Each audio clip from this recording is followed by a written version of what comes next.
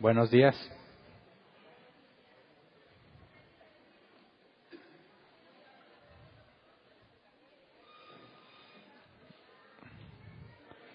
Vamos a continuar con nuestro estudio. Creo que todavía faltan muchos por llegar. Espero que no se hayan desvelado por el clásico el día de ayer. Más bien voy a pensar que se desvelaron orando y ayunando, pidiéndole a Dios que les dé entendimiento el día de hoy.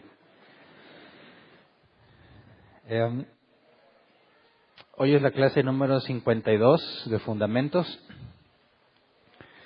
Y el tema pasado estudiamos el bautismo. Vimos que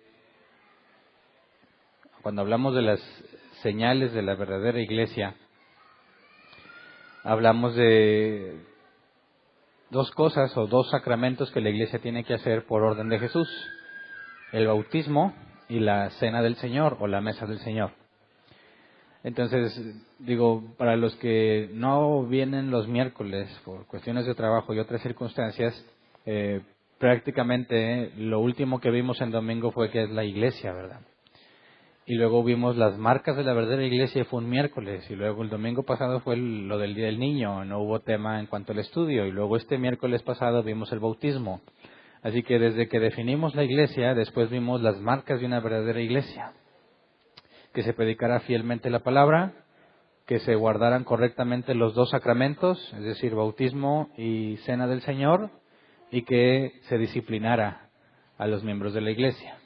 Vimos que cuando Jesús dio lo que se le conoce como la gran comisión, aquí, ya no me revuelvo entre la Reina Valera 60 y la NBI de memoria, pero pidió que hiciesen discípulos a las naciones, bautizándolos en el nombre del Padre, del Hijo y del Espíritu Santo, y enseñándoles que guarden por obra todo lo que les ha mandado. Entonces, cuando analizamos las marcas de una verdadera iglesia, dijimos que están en armonía con la gran comisión. Que se predique fielmente la palabra tiene que ver con que se les enseñe lo que Jesús enseñó. El hacer discípulos implica, la palabra discípulo, el que camina con alguien o junto a alguien, implica que tiene que haber corrección, tiene que haber disciplina. Y los sacramentos está como parte de lo que Jesús les enseñó, pero específicamente aparte en la manera correcta de aplicarlos. Porque hay muchos que aseguran que los llevan a la práctica, que los están haciendo, pero en realidad no están correctamente implementados. Entonces, la clase pasada estudiamos el bautismo y dijimos que es una orden de Jesús. Lo hacemos porque Jesús lo ordenó. Dijimos también que el bautismo no salva. Cuando estudiamos la doctrina del hombre y luego estudiamos el Evangelio y luego la salvación, vimos en el orden de la salvación qué es lo que pasa en el individuo según el plan soberano de Dios. Y cuando hablamos del bautismo, en ningún momento estaba mencionado el bautismo en el orden de la salvación. Porque lo que estudiamos y lo que nos dimos cuenta en la clase pasada es que el bautismo es una señal del nuevo nacimiento, es una señal de confiar en Cristo, de tener fe en Cristo, y que el bautismo es para los nacidos de nuevo. Entonces, dijimos que el bautismo es meramente un símbolo que no genera nada en la vida del que se bautiza. No lo transforma, no lo salva, nada de eso, porque en la regeneración todo eso ya se llevó a cabo. Entonces el bautismo lo cumple por ordenanza de Jesús aquel que ya nació de nuevo, y es una declaración pública ante al menos un testigo, como el caso del eunuco etíope, que estaba leyendo Isaías 53 y Felipe es movido por el Espíritu Santo para hablar con él, le explica de quién habla Isaías 53, y en el camino dice la Escritura que el eunuco dice: ahí hay agua, ¿qué impide que yo me bautice? Y sabemos que nada más, en ese caso, como parte de la iglesia, nada más estaba Esteban y este nuevo integrante de la iglesia, el eunuco etíope, que decide rendir su vida a Cristo. Entonces, el bautismo, dijimos, no es un acto individual. No puedes decir, bueno, ya que me voy a un río, me echo un clavado y me bauticé yo solo. No, tiene que ser impartido por alguien que ya es cristiano, y dijimos que no hay un requisito bíblico sobre quién debe de bautizar a alguien. Lo único que se especifica es que es algo que tiene que ver con la iglesia. Por consecuencia, quien bautiza a alguien tiene que haber nacido de nuevo. aunque no sea el pastor, ¿verdad? Aunque no tenga un cargo en la iglesia, mientras seas cristiano y entiendas este sacramento, estás obligado a impartirlo en el nuevo convertido.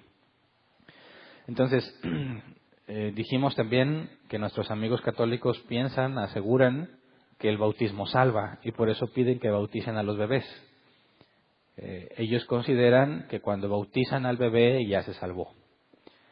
Y bueno, a la luz de la Escritura eso no tiene ningún sustento bíblico, ¿verdad? Porque tenemos el ladrón en la cruz, el que murió crucificado junto con Cristo, que Jesús le dijo, estarás conmigo en el paraíso, haciendo referencia a que era un hombre salvado, y no se bautizó.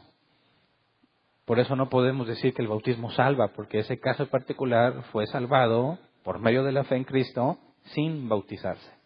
Entonces estuvimos viendo más situaciones de que si te tienes que sumergir completamente, basta con que te pongan así un spray de agua o te echen poquita. Salieron preguntas de si te sumerges completamente y que de una parte sin sumergir tu bautismo vale o no vale. Entonces te recomiendo que te lleves ese audio para que tengas en consideración todo eso que vimos. Y hoy vamos a estudiar el segundo sacramento, la Cena del Señor. Y al igual que el bautismo, que fue algo que Dios encomendó, esta observancia de la Cena del Señor también es una orden de Jesús.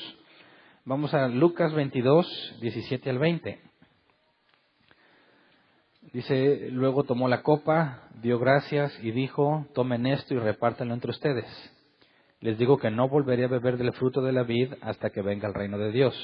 También tomó pan y después de dar gracias, lo partió, se lo dio a ellos y dijo, este pan es mi cuerpo, entregado por ustedes. Hagan esto en memoria de mí. De la misma manera, tomó la copa después de la cena y dijo, esta copa es el nuevo pacto en mi sangre que es derramada por ustedes.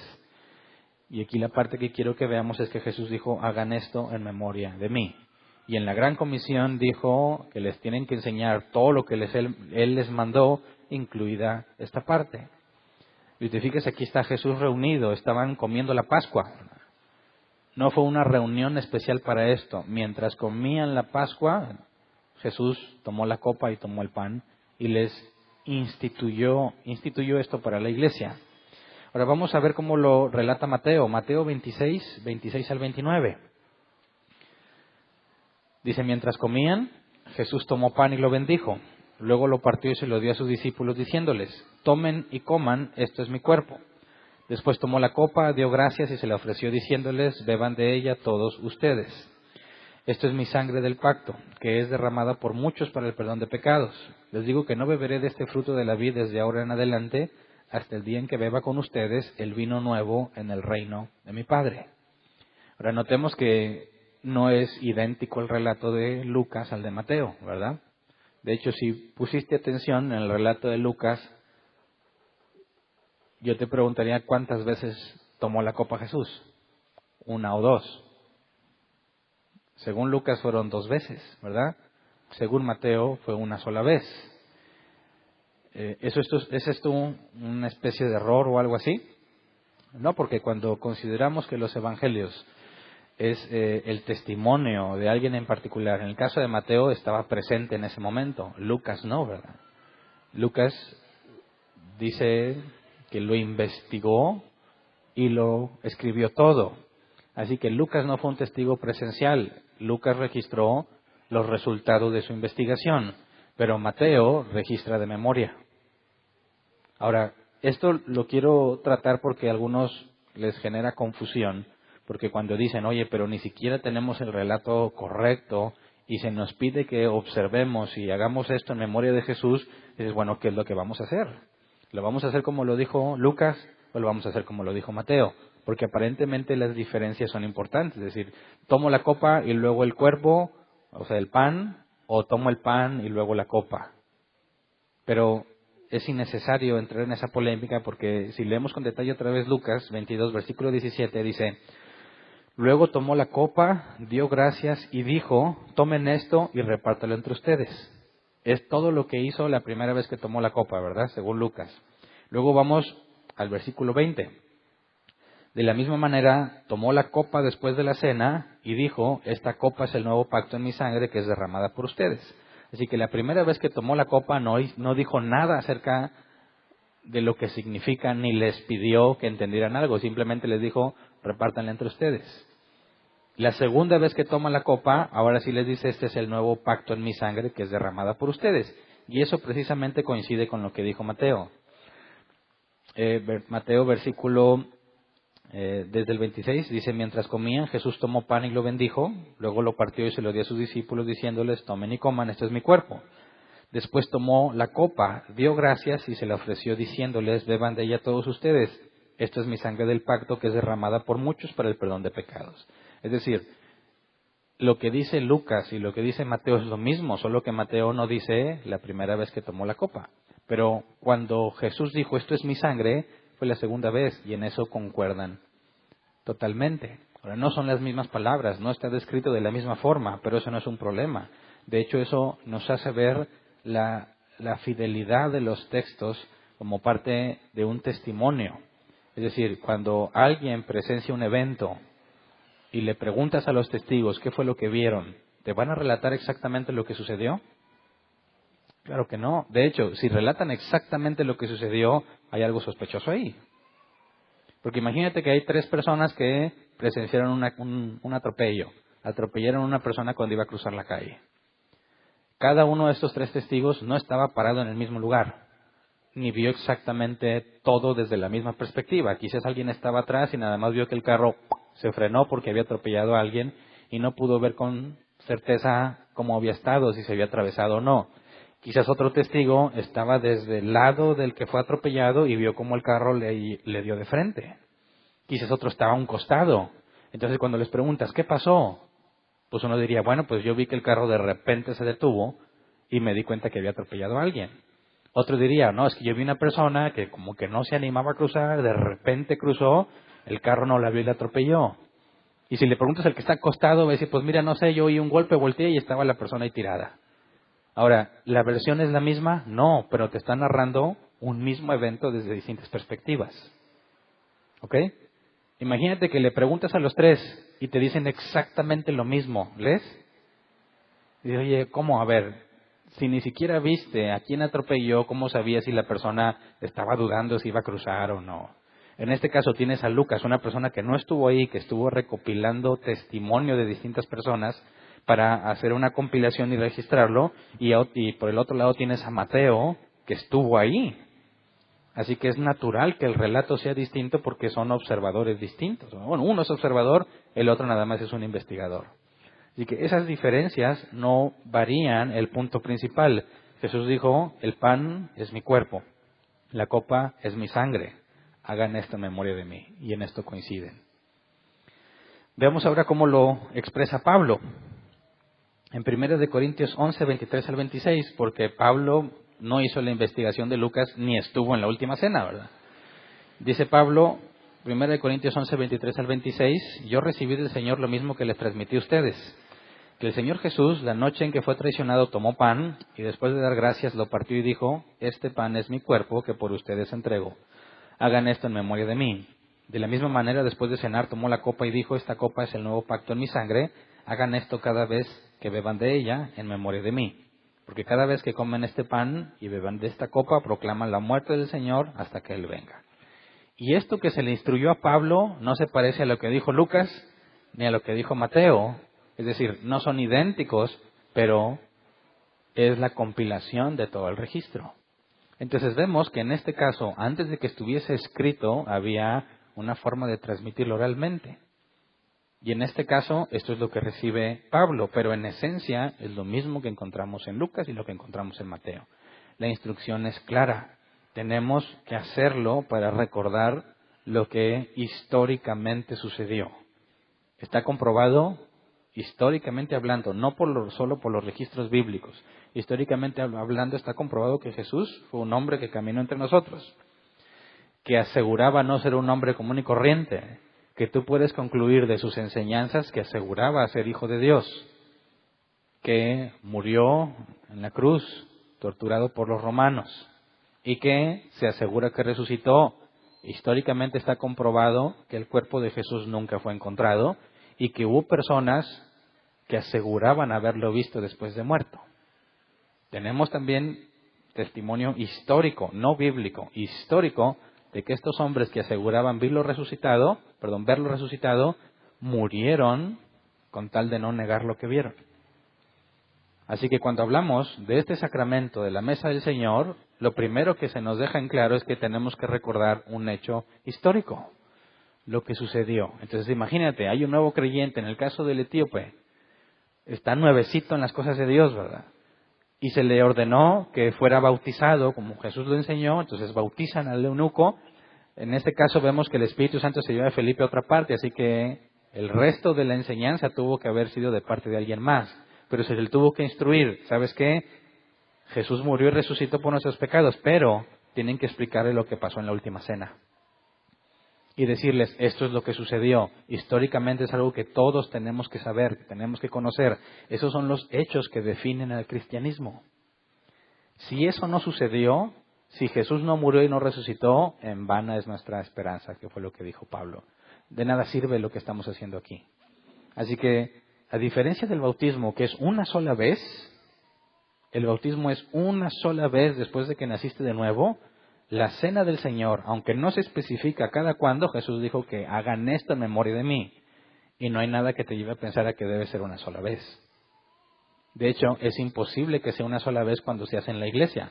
Porque si los primeros que participaron en la mesa del Señor eran recién convertidos y se van agregando nuevas personas y la iglesia se reúne a celebrarla, pues la vas a estar celebrando constantemente, ¿verdad? Entonces, en esta ordenanza de parte de Jesús, es claro que estamos en primera instancia recordando algo histórico, pero Pablo nos habla de otra cosa, un significado. No nada más recordamos un hecho histórico, sino lo que eso significa. Vamos a 1 de Corintios 10, 16 al 17. Dice, esa copa de bendición por la cual damos gracias, ¿no significa que entramos en comunión con la sangre de Cristo? Ese pan que partimos, ¿no significa que entramos en comunión con el cuerpo de Cristo? Hay un solo pan del cual todos participamos, por eso, aunque somos muchos, formamos un solo cuerpo. Y aquí cuando nos dice que no significa que entramos en comunión, la palabra comunión, koinonía, se traduce como sociedad, compañerismo, participación o comunión. Estamos siendo parte de algo. El pan que comes y la copa que bebes significa algo. Y eso es importante, habla de algo que tiene un significado, no algo que te afecte físicamente, como en el caso del bautismo. El bautismo no tiene ninguna afectación en ti, ni carnal ni espiritual. En el caso de la mesa del Señor es lo mismo. No estás haciendo algo para cambiar tu cuerpo o para cambiar tu condición espiritual. Lo hacemos por obediencia, recordando un hecho histórico y significando que estamos participando de un nuevo pacto, la sangre de Cristo. Así que tendríamos que ver que cuando Jesús habló sobre su carne y su sangre antes de instituir la mesa del Señor, nadie pudo entender a qué se refería. Vamos a Juan 6, 51 al 58. Dice, yo soy el pan vivo que bajó del cielo. Si alguno come de este pan, vivirá para siempre. Este pan es mi carne que daré para que el mundo viva. Los judíos comenzaron a disputar acaloradamente entre sí, ¿cómo puede este darnos a comer su carne? Ciertamente les aseguro, afirmó Jesús, que si no comen la carne del Hijo del Hombre ni beben su sangre, no tienen realmente vida. El que come mi carne y bebe mi sangre tiene vida eterna, y yo lo resucitaré en el día final. Porque mi carne es verdadera comida y mi sangre es verdadera bebida. El que come mi carne y bebe mi sangre permanece en mí y yo en él. Así como me envió el Padre viviente y yo vivo por el Padre, también el que come de mí vivirá por mí. Este es el pan que bajó del cielo. Los antepasados de ustedes comieron maná y murieron, pero el que come de este pan vivirá para siempre. ¿De qué está hablando Jesús? Ahora, nosotros que tenemos ya la explicación de Jesús en la última cena y la explicación de Pablo, resulta sencillo entender de qué estaba hablando Jesús, ¿no? ¿O no? Pero para el que lo oye por primera vez y dice, ¿y cómo quiere que seamos caníbales o qué? Se va a cortar un brazo y va a decir, cómanselo. Y ábrele un vaso y bébete mi sangre. Eso es lo que ellos habían entendido literalmente y juzgaban de loco a Jesús. De hecho, a partir de este discurso, lo dejaron de seguir los discípulos. Perdió a la multitud que lo seguía. ¿Quién puede entender esta palabra? Juzgaron de loco a Jesús. ¿Pero de qué está hablando? Fíjate, si comes mi cuerpo y bebes, si comes mi carne y bebes mi sangre, tendrás vida eterna. ¿De qué estaba hablando? ¿De que necesariamente hay que comernos algo para poder tener la vida eterna? No. Esto ya lo estudiamos. Y ya a ver si se lo aprendieron. En el orden de la salvación, y lo voy a escribir porque es importante. Ah, caray. Está al revés. ¿Me ayudan a darle la vuelta, por favor? Este material no. A ver. No te me vayas a caer.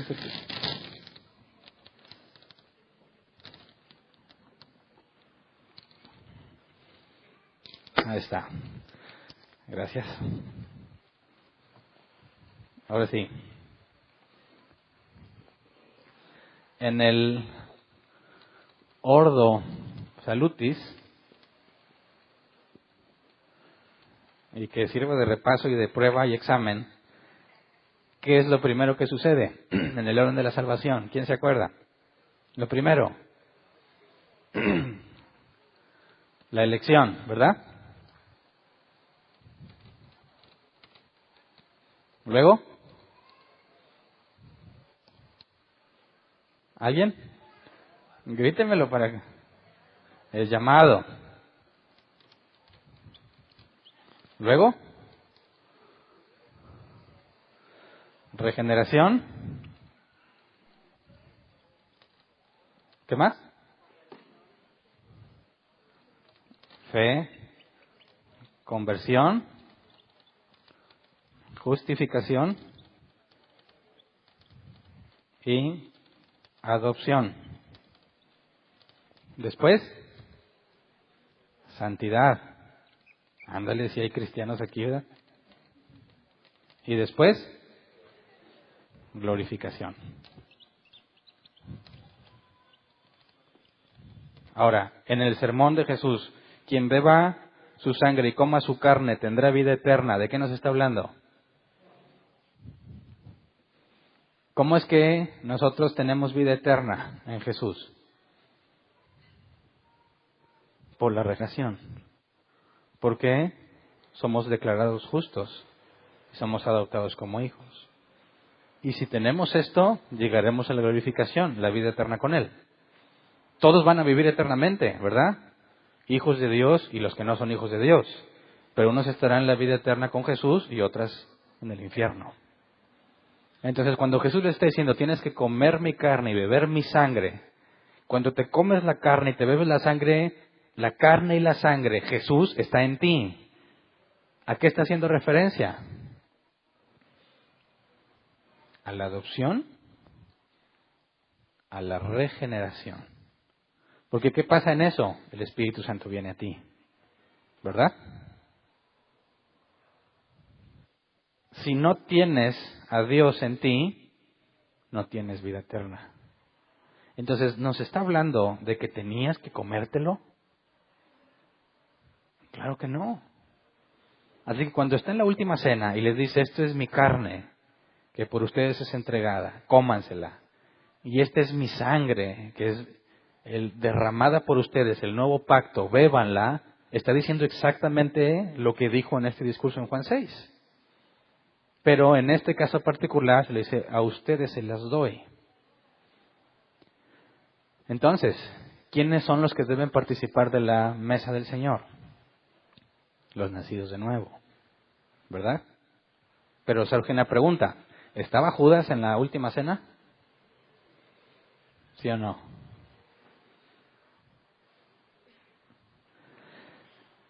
Por eso aquí es importante entender que, primero, es un símbolo y que cualquier persona puede falsificar su profesión de fe y participar de este símbolo. Cualquier persona podría decir, pues yo soy cristiano, y en la mesa del Señor, sí, échenmela, yo también. Sí, yo soy cristiano. Y participa. Ahora, ¿se va a salvar porque participó en la mesa del Señor? Dices, no, porque ¿qué es lo que se requiere para poder tener a Dios que Dios haga esto en ti, no el haberte comido o bebido algo. Eso no tiene ninguna influencia en nosotros. Eso es algo que el que ya fue regenerado hace en obediencia a Cristo, porque hasta lo que hemos visto ahorita, recuerdas un hecho histórico y entiendes que si yo soy hijo de Dios, porque nací de nuevo, y tú también, y todos los que hayan nacido de nuevo también, obedecemos esto en conjunto, eso implica que, como ya lo estudiamos en ese tema de la adopción, somos uno en Cristo, en lo individual. Yo y Cristo somos uno. Pero si tú también eres de Cristo y eres uno en Cristo, entonces tú y yo también somos uno. Así que todos los cristianos somos un solo cuerpo en Cristo. Y eso es lo que Pablo les está expresando a los corintios. Esto es lo que significa que los que participamos somos un solo cuerpo por lo que Dios hizo en nosotros. Y eso tiene consecuencias. Eso demanda responsabilidades. Entonces, no nada más recordamos algo que históricamente sucedió, sino que tenemos que entender lo que significa. Así que, si esto es un símbolo, ¿afectará que un no cristiano coma del pan y la copa? ¿Sí o no? Se lo va a comer y ayúdenlo, ¿qué le pasa? Es que no es cristiano y se atrevió a comer de la mesa del Señor.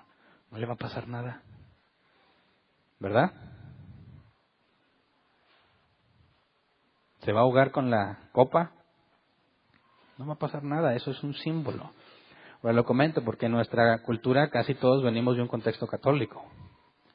Y nuestros amigos católicos aseguran, cuando ellos celebran la Eucaristía, la hostia, ellos aseguran que literalmente Jesús, el cuerpo de Cristo, se convierte en la hostia. Y que literalmente la copa que bebe el sacerdote literalmente se convierte en la sangre de Cristo. Y que cuando el sacerdote parte la hostia, ¿quién se acuerda de eso? La parte. Y dices, ¿por qué? ¿Por qué la parte? Porque dice, aquí está el cuerpo de Cristo sacrificado por nosotros. Y ellos tienen esta doctrina que se llama transubstanciación. Aseguran que, puesto que Jesús dijo que tenías que comer su carne y su sangre para tener vida eterna, la hostia, en el caso de ellos, se convierte en el cuerpo de Cristo. Y literalmente te estás comiendo el cuerpo de Cristo.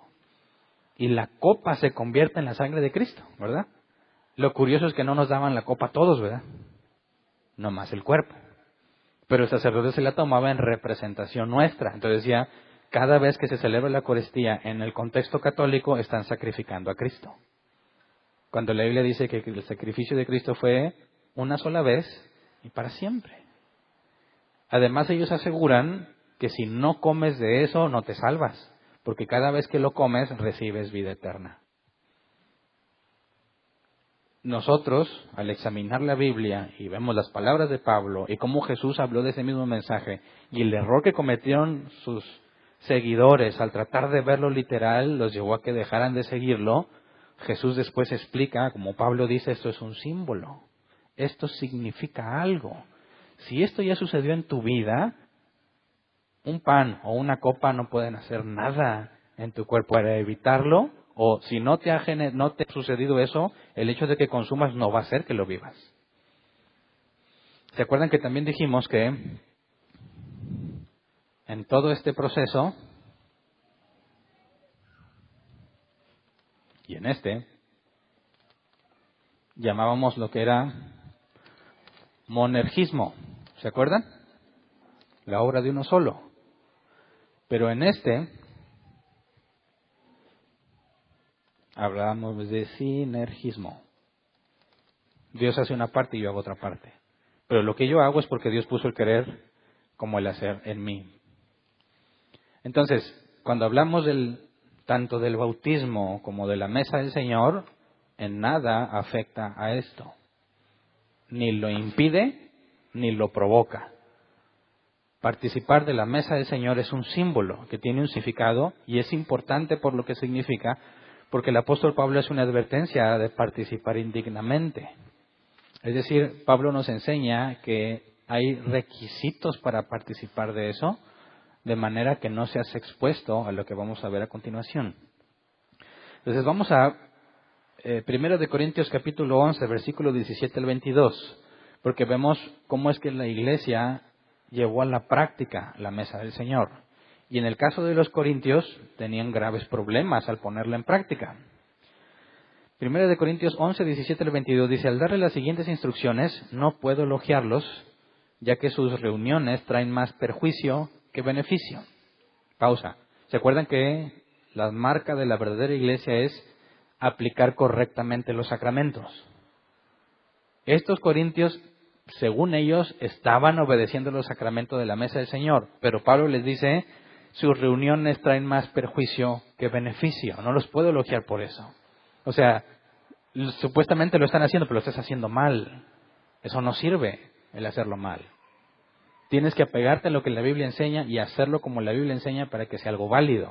Por eso era requisito para la iglesia verdadera aplicarlos correctamente, es decir, en el sentido bíblico. Porque nuestros amigos católicos podrían decir: nosotros tenemos ese sacramento. Decimos: discúlpame, pero decir que si comes de eso vas a tener vida eterna, o decir que si le echas agua en la cabeza a un niño ya se salvó, eso no procede de la Biblia. Así que aunque ellos aseguran que los están observando, esos no son los sacramentos que la Biblia ordena. ¿Me explico? Entonces dice: no puedo elogiarlos, ya que sus reuniones tienen más perjuicio que beneficio. En primer lugar, oigo decir que cuando se reúnen como iglesia hay divisiones entre ustedes. Y hasta cierto punto lo creo. Pausa. ¿Qué significa eso de que oigo decir? ¿Cómo se enteraba Pablo si no estaba ahí presente? Había chismosos. Sí, alguien iba y veía lo que hacían y dijo: no saben. Y en aquel entonces pues no le podías hablar a Pablo, ¿verdad? Ni whatsappearlo. Vale. Hombre, Pablo, déjame te cuento. No, cuando se juntaron y están divididos. Hay divisiones. Órale. Se la mandan a Pablo. Se tardaba un buen en llegarle dependiendo de dónde estaba, ¿verdad? Pablo decía: ándale. Y luego, hombre, se ponía a contestarles. Dice: oigo, he oído y en parte lo creo. ¿Había chismosos en la iglesia? No había chismosos. Porque eso no es un chisme. ¿Qué es un chisme? Algo que dices sin evidencia de que sea cierto. Algo que tú te imaginas, algo que te contaron, que ni siquiera te consta. Cuando le transmites a uno de los ancianos de la iglesia el error que están cometiendo, eso no es chisme. Eso es lo que se espera de alguien que ama a sus hermanos. ¿Verdad? ¿Por qué? Bueno, porque como vamos a seguir viendo, si somos un solo cuerpo y alguien de nosotros está haciendo lo indebido, tienes que hacer lo que Jesús enseñó en Mateo 18. Y si no te hacen caso a ti, lo siguen haciendo y juntas testigos. Si no te hacen caso, ¿qué tienes que hacer? Decirlo a la iglesia, y es lo que pasó con Pablo. Así que no confundas chisme con la búsqueda de la aplicación bíblica de disciplina. Entonces, dice: oigo decir que cuando se reúnen como iglesia hay divisiones entre ustedes, y hasta cierto punto lo creo. Sin duda tiene que haber grupos sectarios entre ustedes para que se demuestre quiénes cuentan con la aprobación de Dios. Entonces, ¿es malo que haya división en la iglesia? ¿Sí o no? Bueno, no es deseable, pero es necesario. Porque ¿qué es lo que se evidencia cuando hay división? Que no todos son hijos de Dios, o que hay unos que están siendo muy negligentes. Así que nuestro objetivo es que no haya división entre nosotros.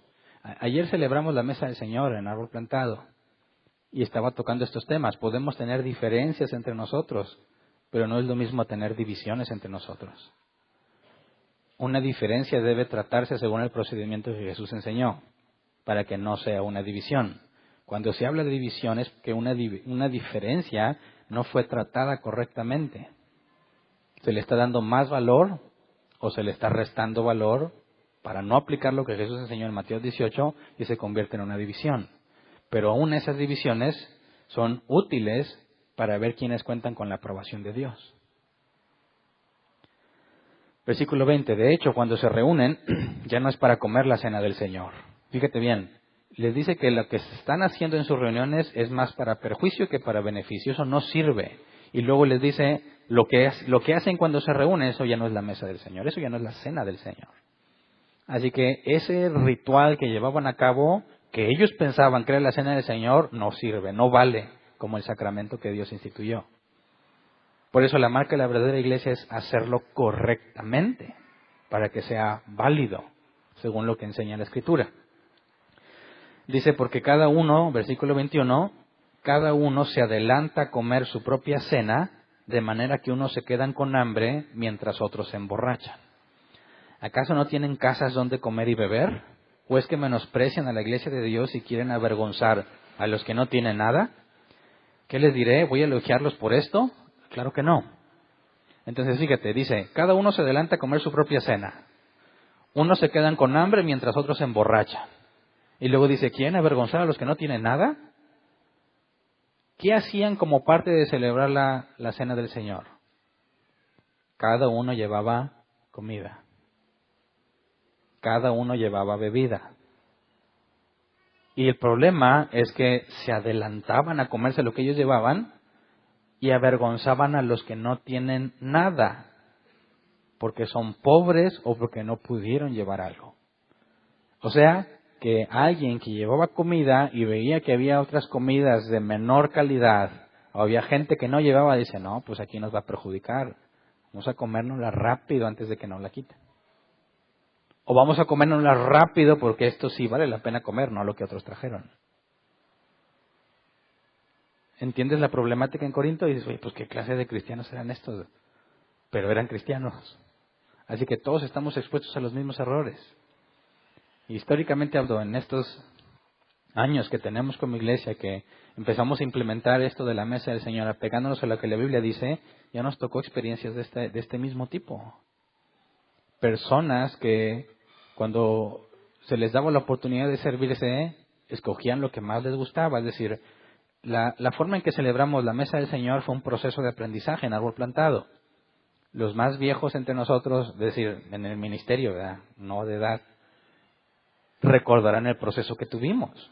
Y cuando tratamos de ir a la Escritura, dijimos, bueno, pues si cada quien trae su comida y la idea es que no se menosprecia, decimos, bueno, pues que cada quien pase y se sirva de la mesa donde está todo lo que todos trajeron.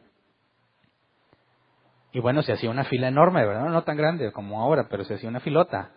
Y bueno, al que le tocaba escoger primero, ¿qué crees que escogía? Escogía pensando en quién. Decía, no, para que todos alcancemos. Decía, uy, esta me gusta. Esta, la pizza. Esto y lo otro. Vámonos, bien contentillo. El segundo, pues también agarraba de todo lo que le gustaba. Pero conforme iba pasando la gente, ¿qué es lo que iba quedando en la mesa? Lo que a nadie le gustaba. ¿Me explico? Y al último, ¿qué alcanzaban? Ah, pues frijoles. ¿Con qué más? Con lechuguita. Ya se va a sumar. Todo lo demás se lo habían acabado. ¿Por qué? Ahora, ¿qué habrá sentido el que llevó los frijoles?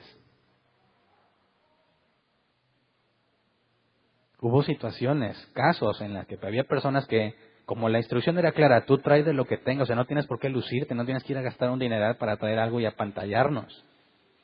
Puedes cocinar lo que tú tengas. Y había gente que se traía huevito y se lo llevaba completo porque nadie quiso agarrar de ahí. ¿No es eso algo vergonzoso? Por eso lo vivimos. Incluso al extremo de que los que servían, cuando veían que ya se estaba acabando lo que les gustaba, lo ponían abajo de la mesa.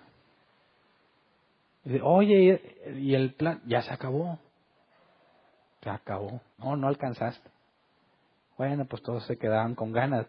Como que todos egoístas, ¿verdad? Escogiendo a ver qué les gustaba, se iba y se quedaban con ganas. Y cuando ahora sí ya pueden sentarse, bien contentos acaban su charol. Ven. Te guardé un poco. ¿Se parece eso a lo que Jesús instituyó o no? Bueno, hasta ahorita nada más hemos visto que Jesús dijo, hagan esto en memoria de mí. Y vemos que Pablo les está reprochando precisamente que son egoístas a la hora de compartir la comida. Que piensan en sí mismos. Esto es un símbolo de que somos uno en Cristo. Dime si no es totalmente contradictorio. Que tú vayas a la mesa y digas, oh, a mí me gusta esto, esto y esto y esto, y no piensas en los demás. Por eso tuvimos que hacer cambios. Y los que han estado en un evento de árbol plantado donde hay comida, se van a dar cuenta que ninguno escogió lo que iba a comer. Los platos se sirven aleatoriamente en las mesas y se les revuelve todo mientras combinen las cosas, ¿verdad? Se les revuelve, ahí está, la comida de todos se repartió. Nadie se va a llevar su charola tal como la trajo porque está repartida en distintos platos. No a todos los platos le toca lo mismo. Y ya no hacemos filas. Digamos, espérense hasta que todo esté servido. ¿Por qué? Porque precisamente como los corintios, algunos se adelantan a comer, dejan a otros sin nada o los avergüenzan al no querer comer lo que ellos tienen. Entonces, si alguna vez te preguntaste, ¿por qué? O sea, ¿por qué aquí son tan extraños? O sea, nadie puede comer hasta que estén todos. Y luego ni siquiera me preguntaron qué quería. Órale, ahí está tu comida. Y haz de cuenta, y si quieres. No, no es por eso. Es porque hicimos correcciones, porque esas cosas terribles que sucedían invalidaban la mesa del Señor como sacramento. Es lo que Pablo les advierte. Entonces, dice el versículo 22, ¿acaso no tienen casas donde comer y beber? ¿O es que menosprecian a la iglesia de Dios y quieren avergonzar a los que no tienen nada?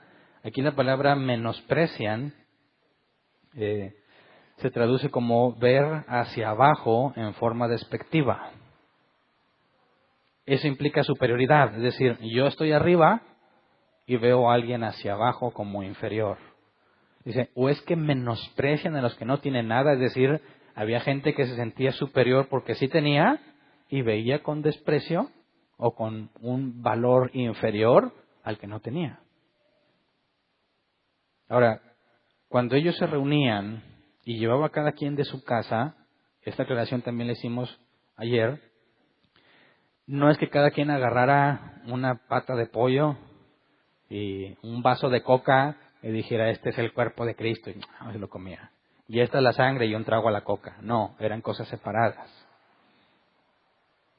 Históricamente se sabe que había en la iglesia primitiva algo que se le llamaba ágape, donde hacían todo traer la comida y se sentaban a comer juntos, y la mesa del Señor, donde se comía pan y se tomaba vino. En aquel entonces era la bebida común. Entonces se celebraba la mesa del Señor y luego pasaban a esta convivencia que se le llamaba ágape. Entonces Pablo dice que cuando se sientan a comer ya no están celebrando la cena del Señor porque en su conjunto era la forma en la que lo aplicaban. Fíjate, en la última cena estaban comiendo la Pascua y luego dedicó Jesús un tiempo para enseñarles sobre el pan y la copa. Eso es lo que se está imitando cuando se reúne la iglesia, como en la última cena, todos vamos a comer, pero se destina un tiempo para hablar sobre el pan y la copa, como Jesús lo instituyó. Entonces, no nada más, si queremos apegarnos a la Escritura, no nada más sería tener el panecito y la copita, ¿verdad? Porque nos falta la otra parte. Ahora, históricamente, se hacía así en la iglesia primitiva, pero como eran tantos los problemas por lo que sucedía en el ágape, a la hora en que se convertía, en la que se compartía la comida y se hacía la convivencia, que tengo entendido que por ahí del siglo II o III se empezó a optar por separarlas para evitar esa problemática. Y después fue evolucionando en más cosas, como por ejemplo decían, bueno, pues si este es el cuerpo y la carne de Cristo y hay un incrédulo entre nosotros, decía, tenés que poner una especie de cortina para que el incrédulo no lo vea, porque si lo ve lo profana. Es algo muy sagrado. Entonces, este es el pan y la copa y tenían que esconderlo. No me lo vayan a profanar. Y luego se lo repartían. Y decían, bueno, si un incrédulo se lo come, ¿se va a morir? Entonces tenían que hacer pruebas para ver quién era digno de comer. Y te encuentras que con el paso del tiempo se trataba de identificar quién podía comer y quién no.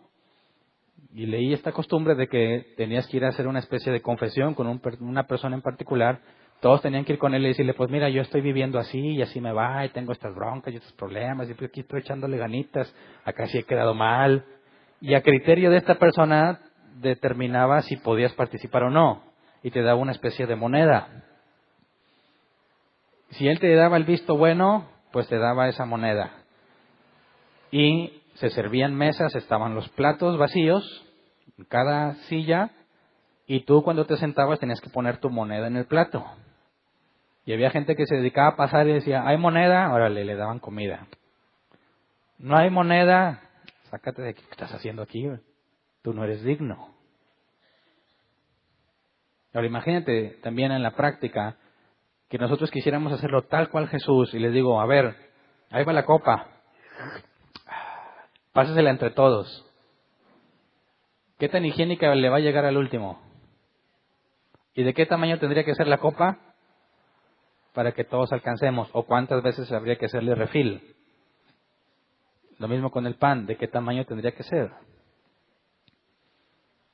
Así que si te fijas, esto que Jesús instituye como un símbolo, tenemos que tratar de replicarlo en la medida de lo posible, pero hay cosas que va a ser imposible aplicarlas tal cual. Pero sigamos leyendo el asunto con los corintios.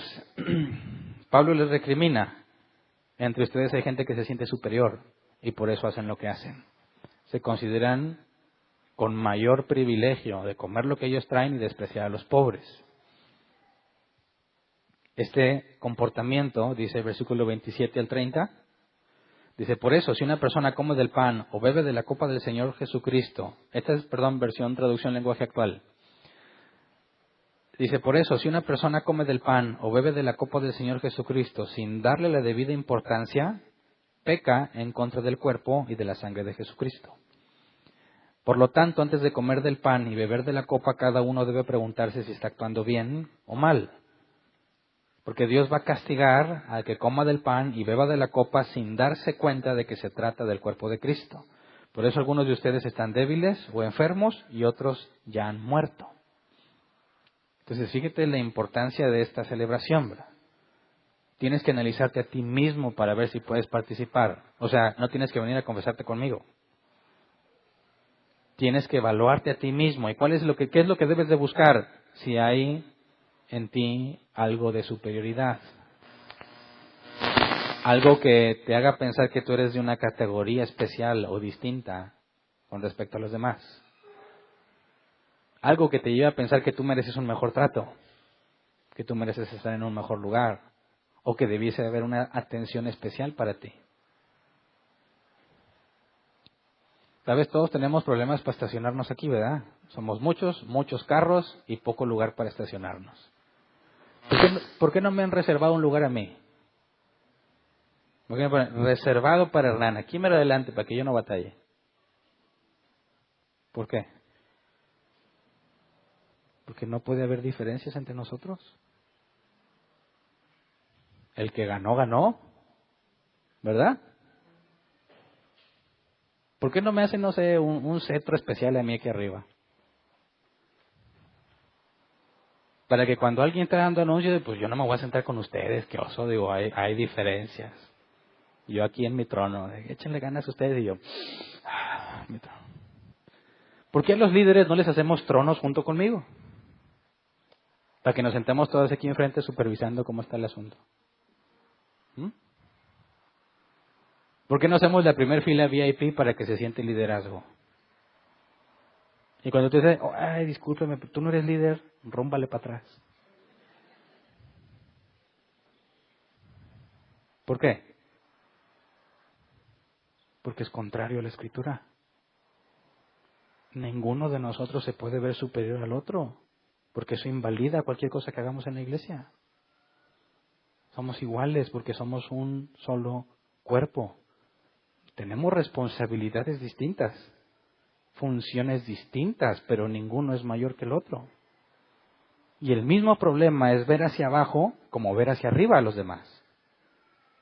Porque si el llamado es yo no puedo ver hacia abajo a nadie, tampoco debo ver hacia arriba a alguien. Porque o me siento superior o me siento inferior. Y cualquiera de las dos es pecado porque somos iguales. Entonces tampoco es ¿cómo le doy el lugar especial a este siervo del Señor?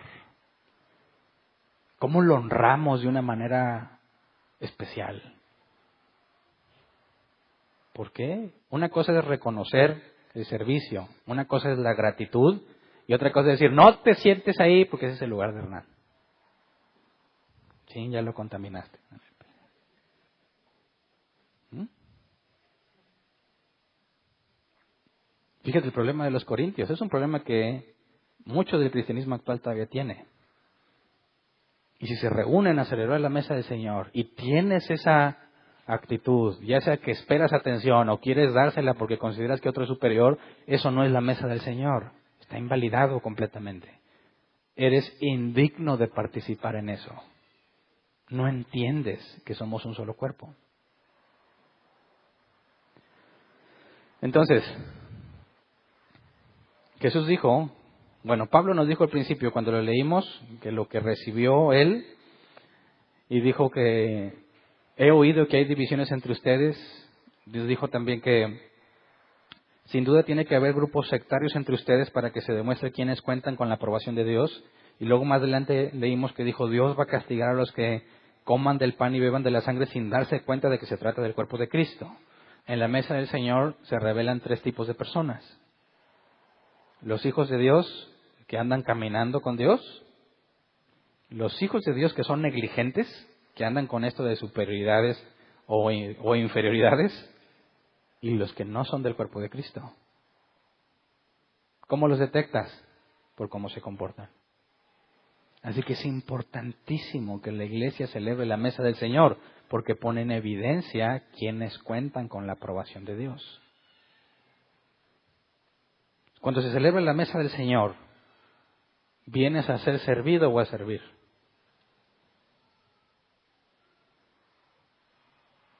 Vienes a decir,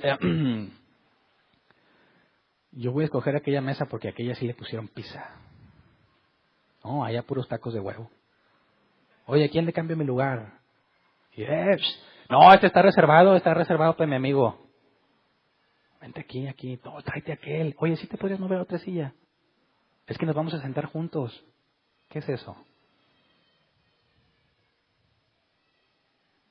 Por eso siempre que participamos, no nada más en la mesa del Señor, sino en cualquier convivencia que implique comida, decimos, sepárense. Siéntate con alguien con quien casi nunca has hablado. Cuando éramos menos eso no era problema, todos estábamos en la misma mesa o poníamos 3 mesas y cabíamos todos, pero ahorita ya no se puede. Y si se trata de entender que somos un cuerpo en Cristo, ¿por qué no más quieres estar con los tuyos? Es el mismo error de los corintios. Revuélvete, siéntate y conoce a otro hermano en Cristo.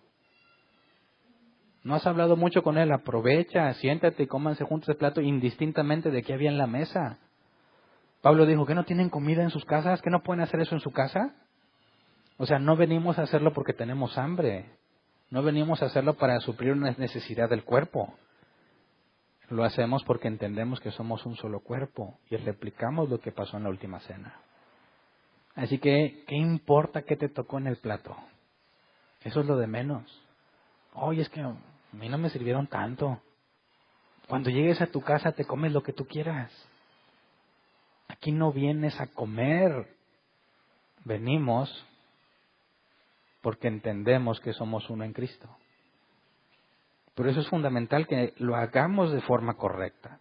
Si un cristiano lo está haciendo bien y es un hijo de Dios, va a quedar en evidencia. Vas a ver que él solo se mueve por conocer a los demás, no se queja por la comida, no se cambia de mesa, no esconde las cosas para que alcance a sus amigos. Tú vas a ver que él realmente está buscando conocer a los demás. Es automotivado porque entiende de qué se trata la iglesia. Pero ¿qué pasa con los que son nacidos de Dios pero son negligentes? Pablo lo dijo, Dios los va a castigar. Dijo, por eso algunos de ustedes están enfermos, débiles y otros ya se murieron. Ándale, ¿qué tan serio es este asunto? 1 Corintios 11, 31 al 34, traducción lenguaje actual. El Señor Jesucristo se fija en nuestra conducta. Fíjate bien, se fija en nuestra conducta. No está diciendo, ese pan tiene levadura y el que yo comí no tenía, no vale. No se está fijando en lo que te estás comiendo. El Señor Jesucristo se fija en nuestra conducta. Él nos corrige para que aprendamos y para que así no tengamos que ser castigados junto con la gente de este mundo que no cree en Él. Si pensamos bien lo que hacemos, no seremos castigados. Por eso, hermanos míos, cuando se junten para comer, esperen a que todos estén reunidos. Si alguno tiene hambre, es mejor que coma en su casa. Así Dios no tendrá que castigarlos por su comportamiento en las reuniones. En cuanto a las otras preguntas que me hicieron, ya les daré instrucciones cuando vaya a visitarlos. Entonces, ¿qué es lo importante en la mesa del Señor? Tu conducta. ¿Por qué estás haciendo eso que estás haciendo?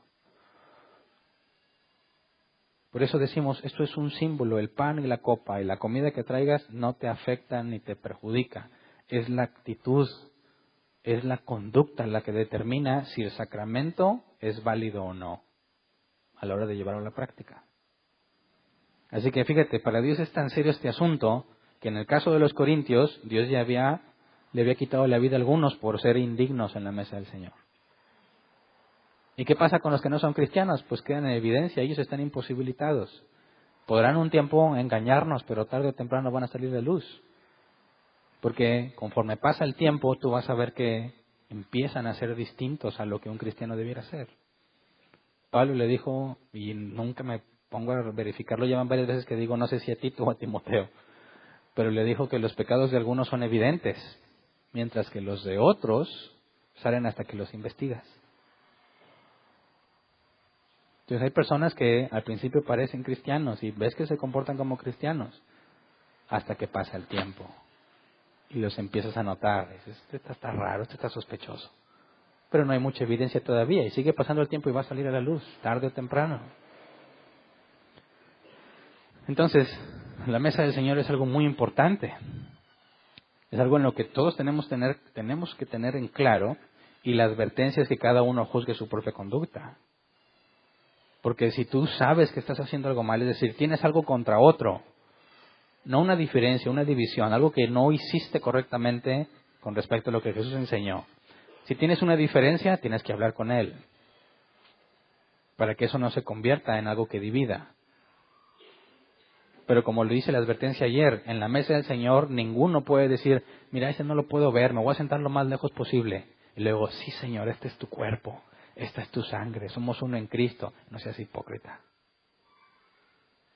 Eso es pura hipocresía. Estás comiendo indignamente y si realmente eres un hijo de Dios vas a ser disciplinado.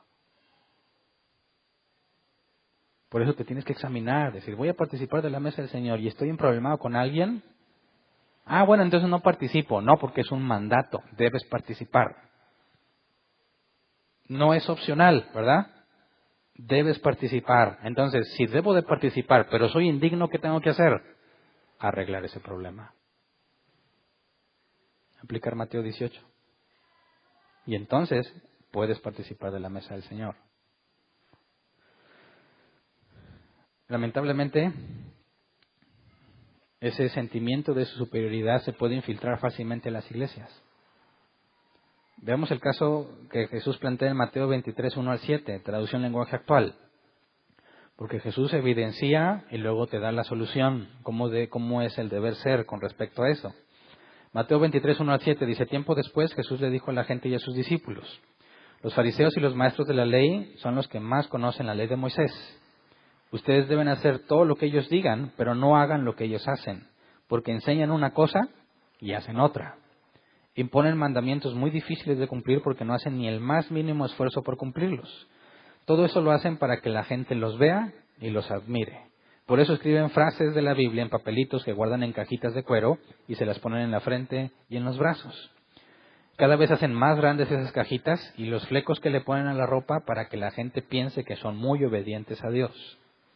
Cuando van a las sinagogas o asisten a fiestas, les encanta que los traten como si fueran los más importantes.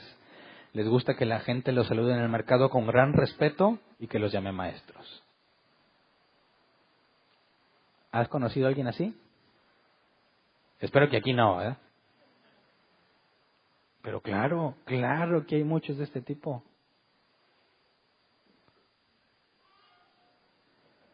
Versículo 8 al 12. Pero ustedes no esperen que la gente los llame maestros, porque ustedes son como hermanos y tienen solamente un maestro.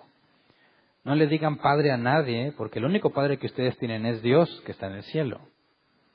Tampoco esperen que la gente los trate como líderes, porque yo, el Mesías, soy su único líder. El más importante de ustedes deberá ser el sirviente de todos, porque los que se creen más importantes que los demás serán tratados como los menos importantes, y los que se comportan como los menos importantes serán tratados como los más importantes. Es decir, el mayor sirve al menor. Jesús dijo, ¿quién es mayor, el que se sienta a la mesa o el que sirve la mesa? Si no es el que se sienta a la mesa, dijo Jesús, mas sin embargo yo estoy entre ustedes como uno que sirve. Entonces, en el cristianismo, mientras más responsabilidad tienes, ¿cómo debes de comportarte? Como si fueras el que menos tiene, sirviendo en lugar de esperar ser servido. ¿Me explico? Y el que no tiene servicio, pero tiene liderazgo, que ha aprendido que es el servicio, ¿cómo se va a sentir? Como si fuera el más importante, ¿verdad? ¿Por qué? Porque se le va a buscar ayudar, se le va a dar atención, se le va a servir, va a buscar que sea edificado. Y eso genera que cuando él ve cómo es edificado por personas que le sirven, en lugar de esperar que él les sirva a ellos porque son los siervos de Dios o los ungidos de Dios, cuando empiece a obtener conocimiento y madurez, va a imitar el comportamiento de ellos y se va a poner a servir a los que vienen. Por eso, si en un evento, que a veces puede aplicar en la mesa del Señor, visitamos o nos visitan gente de fuera, o gente que tiene poco tiempo en la iglesia, y se acaban los lugares, ¿qué creen que vamos a hacer? Y ya lo han hecho en varias ocasiones. Ir con los más viejos, es decir, con los que tienen más tiempo y experiencia en árbol plantado, y les decimos, por favor, cede la silla a los nuevos. En lugar de decir, esta fila es para los líderes, no te tocó lugar, te amolaste. No, si hay líderes entre nosotros, ponte de pie y cede tu lugar. Eso es servir. ¿Me explico? Entonces imagínate que los cristianos se reúnen a recordar la mesa del Señor, el pan y la copa, y al ágape. ¿Qué tipo de reunión sería? ¿Quiénes van a ser los mejores atendidos? Los más nuevos, los que apenas están aprendiendo. ¿Quiénes van a estar pensando en servir y en ver cómo son útiles? Los que han conocido más, los que tienen más madurez y más experiencia. Todo eso resultaría en mucha edificación. Y no tendrías a nadie peleándose por quién es quién. Ahora, recordemos que en la última cena, Juan 13, 2 al 11, Jesús hizo algo muy particular que no debemos de olvidar, que está también en la última cena.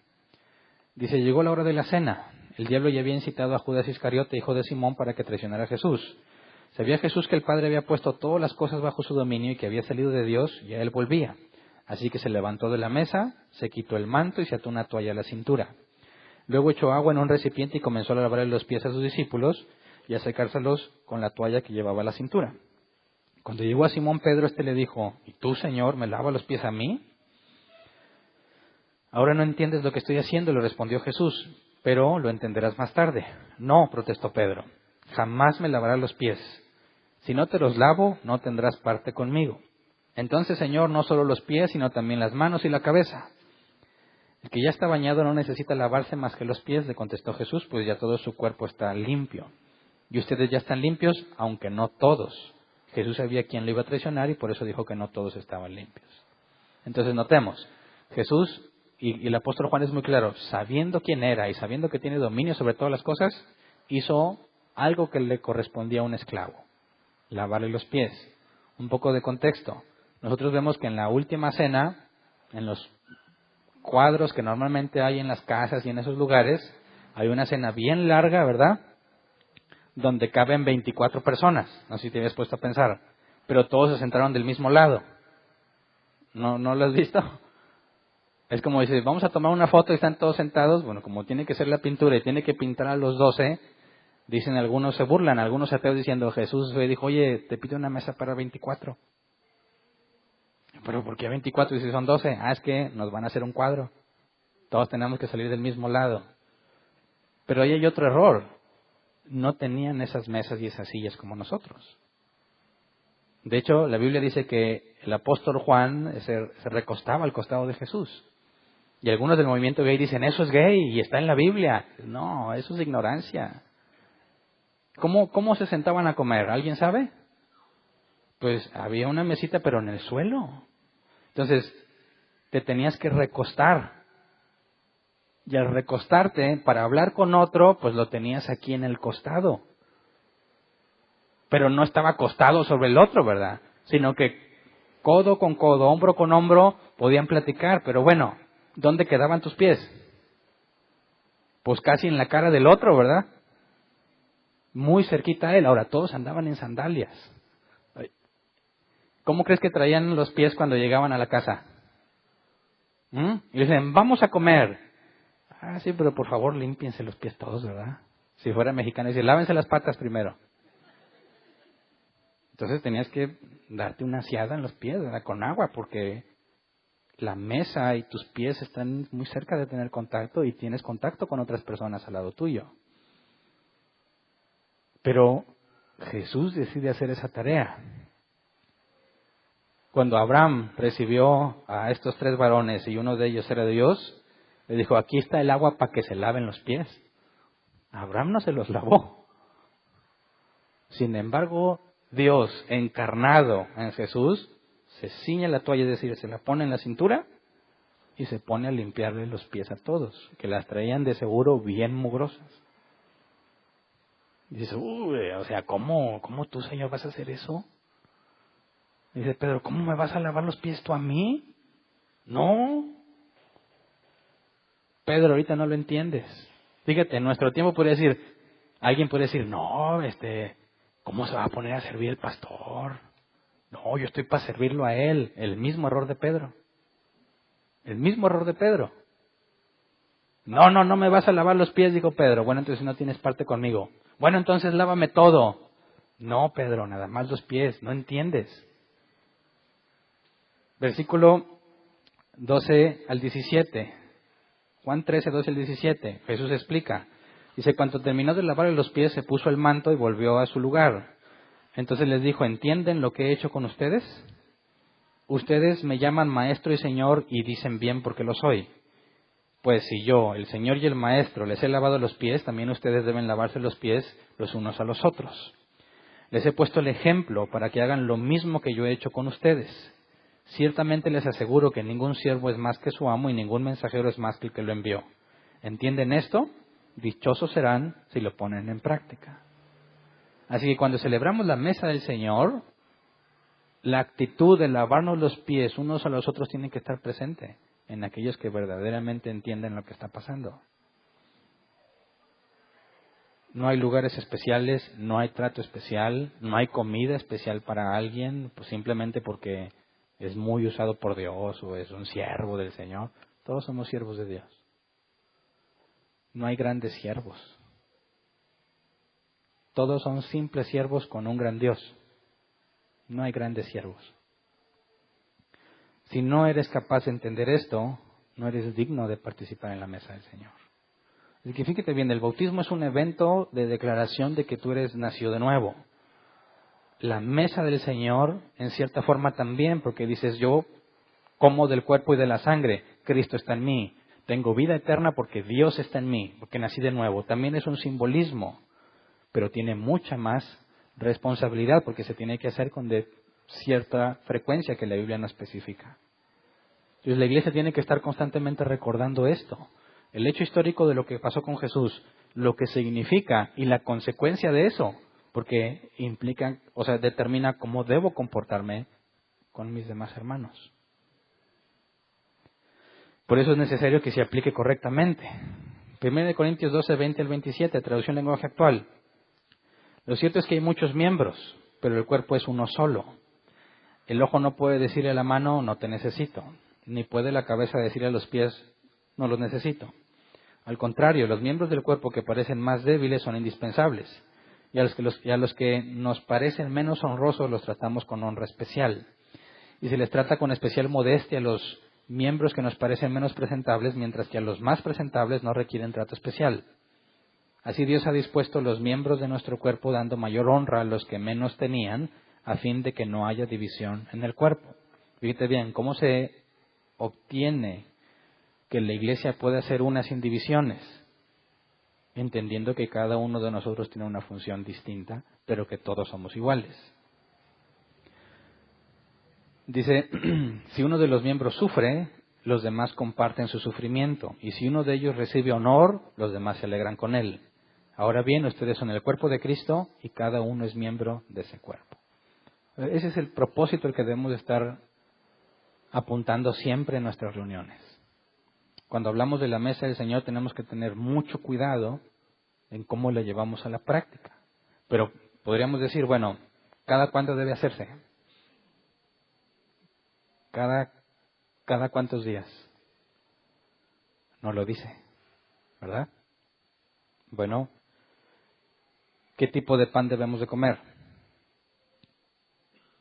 ¿Debe ser vino o jugo de uva? ¿Mm?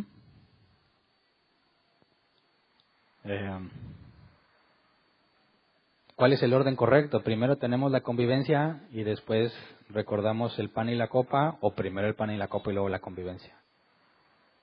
No se especifica. Así que cuando la Biblia no da reglas claras, hay libertad, siempre y cuando estés cumpliendo lo que la Biblia pide, en el sentido original, en el propósito. Nosotros en Árbol Plantado lo hacemos cada segunda junta, cada 4 meses.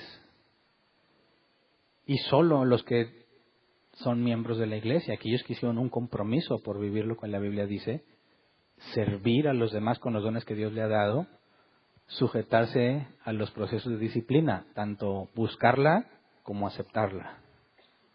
Son las marcas de una verdadera iglesia. Entre ellos se lleva la mesa del Señor. Ahora podrían decir, oye, 4 meses no se te hace muy separado. ¿Por qué no lo hacemos más seguido? Podríamos pensar que la iglesia primitiva lo hacía casi todos los días que se reunía. Dices, bueno, si esto es algo importante y lo haces siempre, ¿qué pasa con todo aquello que normalmente haces? Pierde su valor. Dejas de verlo como algo importante, ¿verdad? Igual, si lo dejas bien lejos, pues nadie se acuerda. ¿Y cada cuándo reflexiona la iglesia en eso? Entonces, en eso entendemos que debe haber libertad y que depende mucho de cada congregación la frecuencia con la que le debe llevar a cabo, pero se debe de hacer. No puede ser ni muy distanciado ni muy seguido porque se pierde el valor de lo que este sacramento implica. Entonces, en esa parte tenemos que tolerar a otras congregaciones que, si se enfocan en la parte bíblica y no hay divisiones y buscan ser servidores y hacen lo que la Biblia pide, pero lo llevan a cabo de una forma distinta, no hay problema, ¿verdad?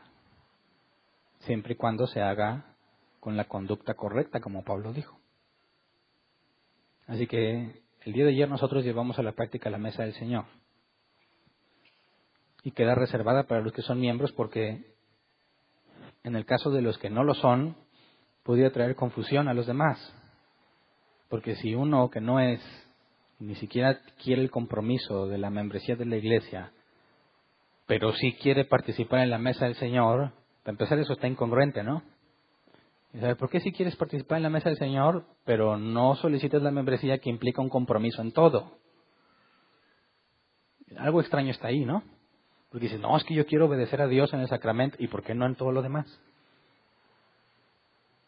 Por eso es un filtro. El que dice, yo quiero servirle a Dios en todo lo que la Biblia dice y hago el compromiso con toda la iglesia, bueno, ese participa en la mesa del Señor, demuestra su compromiso en cierta forma. Pero el que no, o el que vino una vez y no sabe ni qué, ¿cómo podría llevarla a cabo como se debe? Sería imposible. No se va a ahogar si come de eso, ¿verdad? Es decir, ayer sábado que la llevamos a cabo, avisamos, a lo mejor había personas que vinieron pensando que era el curso de matrimonios. Porque como era viernes y sábado y dijimos, este viernes, o sea, antier, nada más va a ser viernes. El sábado no va a haber nada, pero había la posibilidad de que llegara alguien y dijera, ¿ya qué hora va a empezar el curso? Y no, pues ve toda la comida y va a decir, pues Norman dijo que no iba a haber una cena de matrimonio. Y bueno, y se hace la advertencia, pero no es, váyanse porque puro miembro. No, si ya está aquí, no afecta en que participe de eso, porque es un símbolo.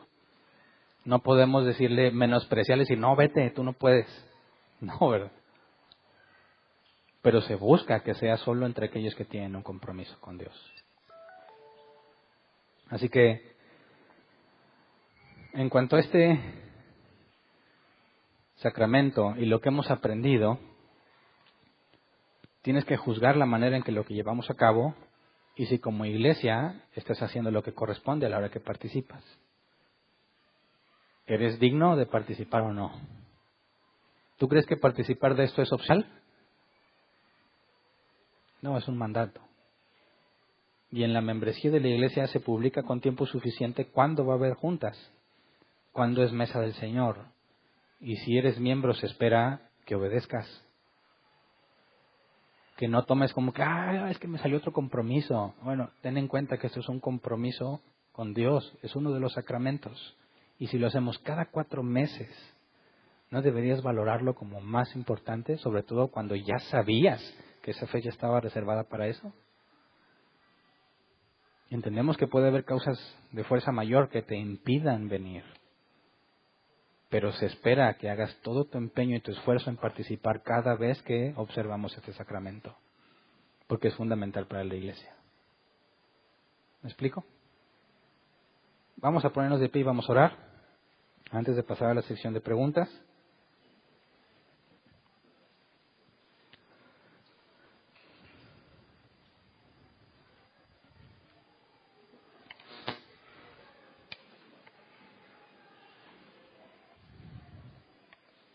¿Has sido un hermano honesto?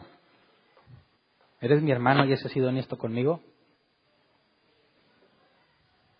¿Tienes algo contra mí o contra otro de tus hermanos? ¿Te está afectando?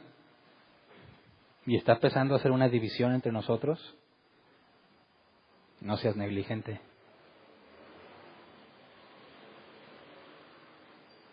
Sé honesto. Dijo Pablo, si nos examinamos no seremos castigados. Así que hay un factor en nosotros que determina también si podemos ahorrarnos la disciplina o no, ¿verdad? Así que no seamos hipócritas. Quisiera que todos nos viéramos a los ojos con la conciencia limpia. Que no haya falsedad entre nosotros. Que si tienes algo contra tu hermano, lo hables, como Jesús lo demanda. Para que cuando nos reunamos como iglesia a participar de la cena del Señor, lo hagamos como se debe. Que no tengamos que decir, algunos están débiles, enfermos y otros se han muerto, porque no fueron capaces de entender la importancia de la mesa del Señor. Y es una súplica que tenemos que tener constantemente para con Dios. Dios, líbrame de mí mismo. No me permitas guiarme por mis propias emociones. No me permitas guiarme por cómo me siento, sino enséñame y oblígame a hacer lo bueno independientemente de cómo me sienta. ¿Sabes? Confrontarnos unos a otros nunca es agradable. Nunca. Pero es necesario. ¿Verdad? Y si somos un cuerpo en Cristo, no podemos tolerar que una parte del cuerpo se esté maltratando y dañando porque todo el cuerpo se debe doler. Y si al contrario, como decía Pablo, si alguno recibe honra especial, todos nos alegramos por lo que Dios ha hecho en ese miembro del cuerpo. Así que pidámosle a Dios que seamos congruentes en eso. Señor, líbranos de nosotros mismos, Señor, te lo pedimos, te lo suplicamos. Sabemos que nosotros por naturaleza vamos a generar divisiones entre nosotros mismos. Sabemos que son nuestros sentimientos los que nos traicionan. Y si nos dejamos llevar por lo que sentimos, vamos a terminar divididos, Señor. Padre, si somos tus hijos, danos la evidencia. No nos dejes en paz si tenemos algo en contra de un hermano. No permitas que dormamos tranquilos. No permitas que nos sintamos limpios. No permitas que nuestra conciencia esté tranquila si no estamos haciendo lo correcto. Concédenos, Padre, tener la gracia y la madurez para tratarnos como hermanos, como lo que somos, un cuerpo, Señor. Que si alguno de nosotros está sufriendo por negligencia o por cualquier tipo de circunstancia, que no seamos indiferentes. Que todos nos podamos doler en conjunto.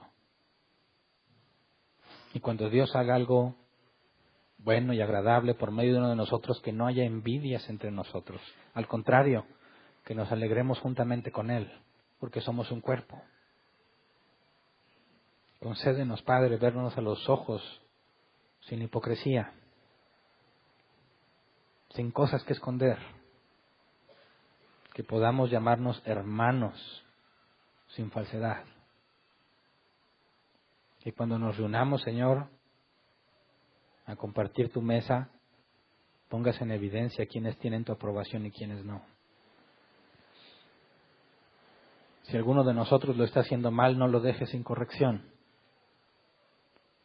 Si alguno de nosotros está provocando que otros tropiecen, Señor, no lo dejes sin corrección al que hace tropezar y no lo dejes en ignorancia al que tropezó, para que entienda lo que sucedió, Señor, y se corrija. Concédenos ser como una gran familia, pero la familia que tú nos has permitido formar, la capacidad que nos has dado por tu Espíritu Santo. Enséñanos a poner tu palabra por encima de nuestras emociones, encima de nuestros sentimientos. Enséñanos a dominarnos para vivir la vida cristiana como se debe y que todos nos esforcemos en lavarnos los pies los unos a los otros. Aquel que esté en un área muy visible, que sea visible también que es humilde. Y aquel que está sirviendo en un área que casi no se ve, que sea visible que no se siente inferior, sino que todos podamos entender que tenemos el mismo valor, somos iguales, tenemos un solo maestro, un solo hermano mayor, Jesucristo nuestro Señor. Gracias por todo lo que nos has permitido experimentar y por todos los problemas, dificultades que has permitido que vivamos, porque sabemos que nos has estado corrigiendo y que no lo dejarás de hacer según tu promesa. Gracias, Señor. Amén. Pueden sentarse. Sección de preguntas. Si alguien tiene una pregunta, por favor levanta su mano y le llevan el micrófono. No te vayas con dudas. Allá hay una mano levantada. Les recuerdo que tenemos 15 minutos. Si tienes más de una pregunta, elige una para que los demás tengan oportunidad de preguntar. Y si ya no hay preguntas y todavía hay tiempo, puedes entonces hacer las preguntas que restaban. ¿Qué tal, hermano? Oye, tengo nada más una duda. Ahorita que estábamos leyendo el pasaje de 1 Corintios 11:20, se habla ahí de la cena del Señor. Uh-huh. Y aquí he escuchado que le decimos la mesa del Señor. Nada más tengo ese concepto. Bueno, es que viene siendo un sinónimo, porque lo que recuerdas es la cena, pero comparte la mesa de Dios. Es decir, como somos una sola familia, somos un solo cuerpo. Entonces, la forma en la que lo digas hace referencia a lo mismo. Una se enfoca en lo que estás precisamente recordando y otra se enfoca en lo que estás participando, pero son válidas.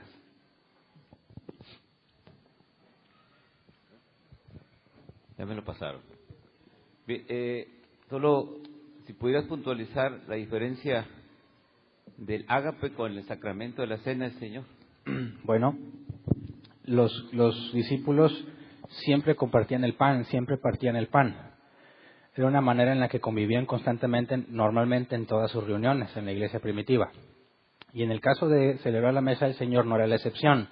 Estaba unado con ese mismo ágape. Pero la idea era entender que son eventos separados. El ágape lo tenían casi en cualquiera de sus reuniones, pero la mesa del Señor o la cena era un evento particular. Pero en la iglesia primitiva se veía por las palabras de Pablo que lo que pasaba en la convivencia estaba íntimamente ligado a la cena del Señor que acababan de efectuar por el símbolo que representa.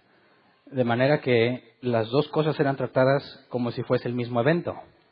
Históricamente se fueron separando para resolver problemáticas en el ágape, pero lo que encontramos en el principio es que se veía como una sola. De hecho, los reformadores trataron de volver al inicio y eliminar muchas de las cosas que se estaban llevando a cabo en la mesa del Señor que no eran propias de lo que la Biblia enseña. ¿Me explico? Okay. Entonces la cena es pan y vino y el ágape es comida. Digamos que el acto de recordar y obedecer a Jesús es uno y la otra es parte de su convivencia. Deben de estar claramente diferenciadas para no generar confusión como nos ha pasado en otras veces. ¿Alguien más? Buenas tardes. Se ha enseñado que el bautismo es un símbolo ante la misma iglesia del nuevo nacimiento, como lo comentaban. La cena del Señor, en cuanto al simbolismo, ¿qué representa para la iglesia? Que somos uno, que entiendes que somos uno y en consecuencia tu comportamiento va a ser congruente a que somos un solo cuerpo. Ese proceso de recordar lo histórico y de entender cómo afecta nuestra vida diaria es la importancia de llevar a cabo ese sacramento. Entonces, debido a ese sacramento se podría establecer quiénes son y quiénes no son, por así decirlo. Con el paso del tiempo, ¿verdad? Porque en el caso de Judas, por ejemplo, que estaba en la última cena, nadie sabía que él era el traidor. Es decir, hay gente que es muy buena para aparentar algo que no es. Gracias. Acá hay otra pregunta, adelante.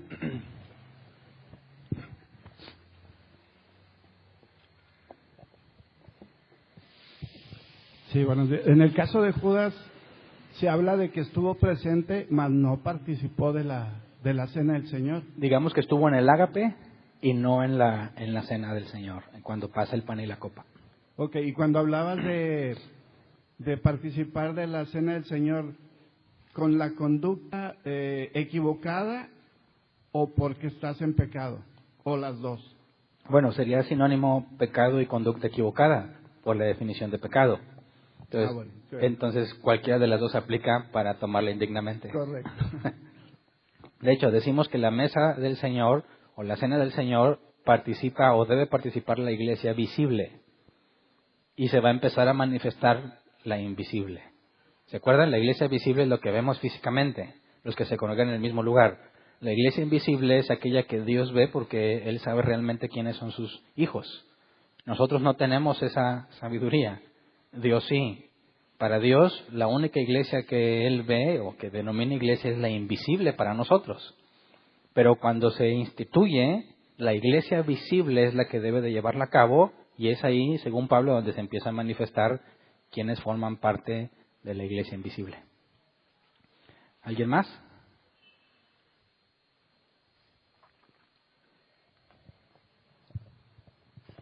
Dentro de la participación de la cena, en la liturgia, literalmente en lo que es la cena del Señor, se tiene que recordar en memoria de mí la muerte y el sacrificio de Jesús. Y el nuevo pacto. Y el nuevo pacto. O sea, literalmente debe de ser así también posteriormente la convivencia, la cena, pero siempre tener en mente esa parte de recordar en memoria de mí lo que estamos haciendo. Recordar lo que somos debido a lo que Jesús hizo. Digamos que en eso se resume la mesa del Señor. Okay. Lo que somos ahora en base a lo que Jesús hizo anteriormente. Okay. Pero literalmente hablar de la muerte y del sacrificio de Jesús, o aunque ya eres regenerado, no es indispensable el volver a retomar esa parte histórica. Sí es necesario para el efecto de estar recordando lo que es. Es decir, si te fijas, en la última cena Jesús no detalló todo, ¿verdad? Dijo, este es mi cuerpo y mi sangre. Es entender el sacrificio. No propiamente requiere que hagamos una exégesis y analicemos el Calvario y todo lo que sucedió en la cruz, no, sino recordar el propósito de todo eso que pasó. ¿Me explico? ¿Alguien más?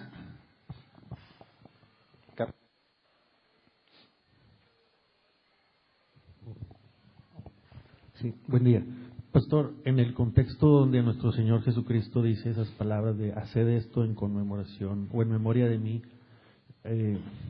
tengo la idea, he entendido que estaba en un ambiente, por así decirlo, judíos. Estaba como judío que él fue con puros judíos celebrando la cena del Pascua. La Pascua, ¿verdad? Que Dios había instituido desde que salieron de Egipto y que les dijo háganlo para que recuerden, ¿ok? Cuando dice hagan esto, no, en parte, pastor, le está diciendo, o sea, esto que están haciendo de celebrar la Pascua, de que tuvieron que matar un animalito y derramar la sangre en los dinteles de las casas, que ustedes lo están haciendo en memoria de que Dios los sacó de Egipto, a los judíos con los que él estaba celebrando la Pascua, primeramente o directamente les estaba diciendo, bueno, yo soy su Pascua, o sea, hagan esto ahora en memoria de mí. esto está relacionado, pastor, porque cuando el evento que leímos ahorita en la escritura,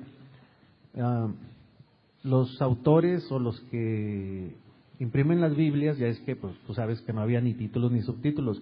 Entonces, he entendido que pues alguien le puso una vez ahí como subtítulo Institución de la Cena del Señor, pero en el relato, bueno, Jesús, como judío que era, estaba celebrando la Cena de la Pascua, y yo entiendo primeramente que a los judíos le está diciendo, olvídense del animalito cuando salieron de Egipto, yo soy su Pascua, yo voy a morir por ustedes, espero que un día lo entiendan y sobre todo que lo vivan, ¿verdad? ¿Es correcta esa parte, pastor? ¿Es incorrecta? Porque luego ya después, institución de la Cena del Señor, y ya pues todos lo hacemos o lo hacemos. Respecto al tiempo, pastor, el pasaje que leímos donde dice que pues cuando se reúnen no es para comer la Cena del Señor, ¿no podríamos pensar que en cuanto a la frecuencia de que se celebraba, si está diciendo cuando se reúnen, sería muy aventurado pensar o suponer que cada que se reunían lo hacían? Digo, no dice tiempo específico. Y la tercera, pastor, si alguno de nosotros no está débil ni enfermo ni ha muerto, podríamos también pensar o suponer que entonces hemos entendido lo que es el cuerpo de Cristo, o si más bien ese pasaje hace referencia a personas como Judas o a personas como Ananías y Zafira, que a lo mejor participaron en sus reuniones ágape, pero realmente no eran nacidos de nuevo, y por eso la referencia que algunos han muerto. Bueno, como habíamos dicho que una pregunta, tendría que preguntar si alguien más va a hacer otras preguntas para responderte la primera y luego ver quién más tiene dudas, si hay una duda atrás. Entonces voy a responder la primera y luego damos oportunidad a la siguiente. En cuanto a la primera, si no se me olvidó ya, era que no es la Pascua, ¿verdad? Sí, que si judíos, la cena era la Pascua completa o no. Bueno, si tú nada más leías las palabras de Jesús, pudiese haber confusión. Pero cuando ves la forma en la que Pablo regaña a los corintios, donde dice que cada quien llevaba su comida y unos se embregaban y otros se quedaban sin nada, vemos que no están los elementos presentes de un cordero y que comían nada más especias o pan sin levadura. Ves que no está presente esa parte. Por eso, al ver la aplicación y ver lo que Jesús dijo, fácilmente deduces que se refiere solamente al pan y la copa, no la Pascua completa. ¿Me explico? Es la aplicación la que te da luz de qué es lo que Jesús estaba diciendo, porque los apóstoles estaban vivos, los que estuvieron presentes estaban vivos, y son los que regularon la forma en la que se aplicaba.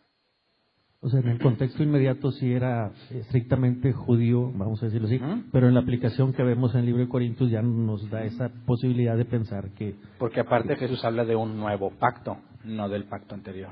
Gracias. Ahí atrás había una pregunta. Buenas tardes, Hernán. Yo estoy entendiendo muy bien y se me ha aclarado muchísimas cosas. Qué bueno. Pero, por ejemplo, del contexto donde veníamos, normalmente los niños no participaban. Y prácticamente se presentaba el versículo donde decía, porque juicio comen y juicio beben para sí. Entonces, se evitaba que los niños participaran. Ahora en ese contexto, pues yo veo que es muy diferente porque ellos están aprendiendo. En el caso de que se hiciera la separación de elementos con el convivio, ¿los niños participarían? Bueno, en este caso, partiendo de que no afecta para nada lo que estás consumiendo, sino que se entiende de qué se trata, no habría impedimento siquiera para que una persona incrédula participara en ese sentido. No habría ninguna afectación, porque el cuerpo, o sea, el pan y la copa no son nada más que un símbolo. Entonces, en el caso de nuestros niños, eso es para instrucción de ellos y que entiendan, ¿verdad? Así que tampoco significa que porque ya participan de eso son auténticos cristianos, porque si hablamos de la iglesia visible, va a haber gente que lo es y gente que no lo es. Por eso no considero necesario que se haga separación entre adultos y niños, porque si no estarías implícitamente diciendo que te va a pasar algo cuando comas eso, cuando eso no es bíblicamente, no está fundamentado en la Escritura. Estaríamos dando un ejemplo a todos los niños de cómo debemos de comportarnos. Exactamente. Y ellos aprenderían de la convivencia y de tratarnos a todos como iguales, que aún ellos son considerados parte de la congregación. Okay, gracias. ¿Alguien más? Allá atrás.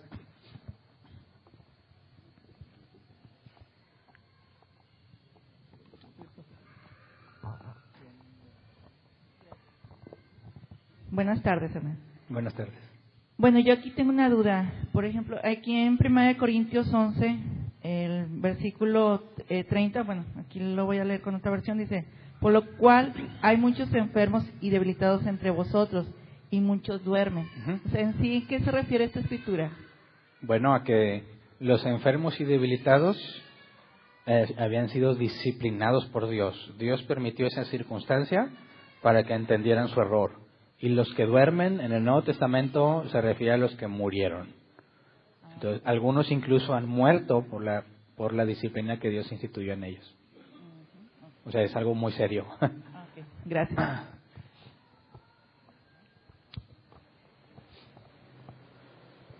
Buenas tardes. Hay dos palabras que estoy un poquito confundida, que no había escuchado más que en la Iglesia Católica. Es el sacramento y liturgia. Yo entendía que el sacramento era como un ritual y el de la liturgia era la literatura. No sé si estoy bien. Okay, no. Bueno, la palabra liturgia hace referencia a la forma en la que se hacen las cosas, o sea, la secuencia en la que se lleva a cabo. Y en Árbol Plantado tenemos una liturgia, es decir, hay alabanza, una reunión, y luego otra no, y luego está la predicación, y después viene la sección de preguntas. El hecho de hacerlo así, eso es la liturgia. Entonces, no es propiamente un concepto católico, aunque los católicos lo vas a escuchar que lo usan más, ¿verdad? Pero en cuanto al significado, todo mundo incluso tiene liturgia en su casa, ¿verdad? Tienes una microliturgia en la forma en que te bañas. Todo eso tiene una forma de aplicar esa misma palabra. En cuanto a sacramento, hablamos de algo sacro, algo sagrado. Y la palabra sagrado implica que es algo separado para Dios, es algo que es puesto solamente para Él. Y cuando hablamos de dos sacramentos, nos referimos a dos cosas que Dios instituyó como especiales para que la Iglesia lo haga. Por eso es que usamos esa palabra. Pero no porque tenga que ver con el catolicismo romano. ¿Sí? ¿Alguien más? ¿No? ¿Que ya se acabó el tiempo? Bueno, entonces te respondo, Sergio, al final las preguntas que quedan pendientes. ¿Hay avisos? Gracias. Ok. Personas que nos visitan por primera vez, Carlos Alfonso Villarreal. ¿Está entre nosotros? Carlos. Un aplauso a Carlos. ¿Puedes sentarte, Carlos? Nos da gusto que nos visites. Estamos a tus órdenes en lo que podamos servirte. Y aquí hay más avisos. Hay Junta de las Obras de Dios. El miércoles se podían... sí, el miércoles se podían las cortinas, si gustan apoyar, favor de... me imagino que ponerlas, ¿verdad? Y no son cortinas, ¿verdad? Son las telas que teníamos aquí arriba, las quitaron, no sé si te diste cuenta, algunos que ni cuenta se habían dado que ya no estaban. Bueno, las quitaron para lavarlas. Y a lo que entiendo aquí, corríjanme, es que el miércoles se pondrían, ¿verdad? Y se está pidiendo a ver quién puede ayudar y reportarse con Jesús Escalera o Roberto Molina para volver a ponerlas. Ya se arribaron algunas personas para lavarlas y hay que volver a ponerlas. Y quien quiera ayudar, por favor, con Jesús Escalera o Roberto Molina. Recordar lo del campamento. Podrían poner un video del campamento, dice aquí, nomás para que se den una idea de lo que hubo el año pasado y veas más o menos en qué consiste.